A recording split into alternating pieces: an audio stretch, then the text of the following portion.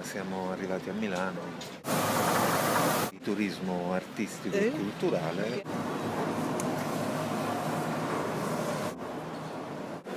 Siamo entrati in un quadro di Escher, è la sindrome di Stendhal.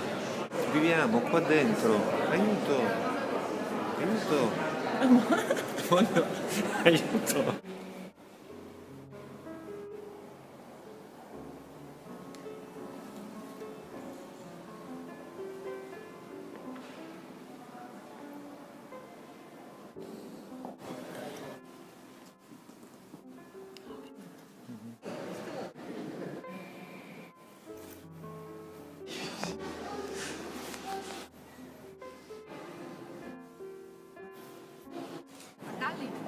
Ecco qua il Napoleone come Apollo di Canova, che Napoleone rifiutò perché troppo idealizzato, rischiava di essere anche un po' troppo ironico. Di Brera, luogo che ospita anche la Pinacoteca di Brera, che un tempo ospitava anche il liceo artistico, le aule dell'Accademia di Belle Arti di Milano convivo con la Pinacoteca ed anche con una città molto interconnessa, attorno alla quale tutta la ricerca artistica e culturale e il mercato connesso si muovono con grande rapidità e si adattano con grande rapidità al mutare del tempo e dei tempi, capitale della cultura.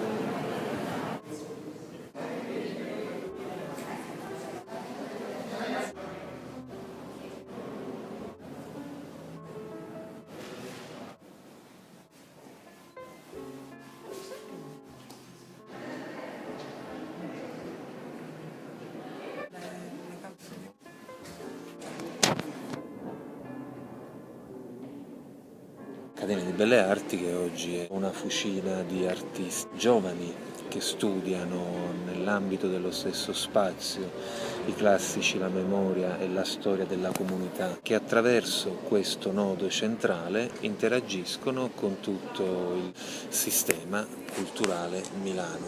Produce, si rinnova, acquisisce.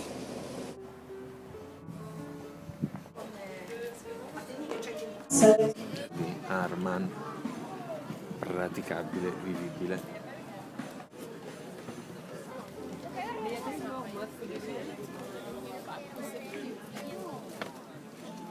Come back in Cagliari. Cagliari. Su Poetto.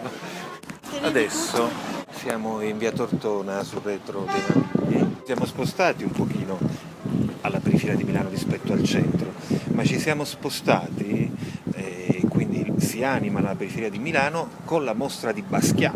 Cioè a Milano non si sognerebbero mai di trasferire il liceo artistico per animare la periferia, ma con una mostra di Basquiat per cui noi siamo costretti come turisti interessati ai linguaggi dell'arte, dinamiche globali, a spostarci arrivando da Cagliari per vedere Basquiat. Questo vuol dire animare le periferie, non trasferire il liceo artistico. Dietro di me San Michele a Cagliari. A Milano, una delle capitali dell'arte e della cultura europea, sono molto solidali con la causa del liceo artistico e musicale, la sua volontà di autonomia e di autodeterminarsi sul territorio, e a dimostrazione di tutto questo, ecco, questo intervento su quest'opera di street art plastica che rimanda all'idea della nostra Sardigna nazione.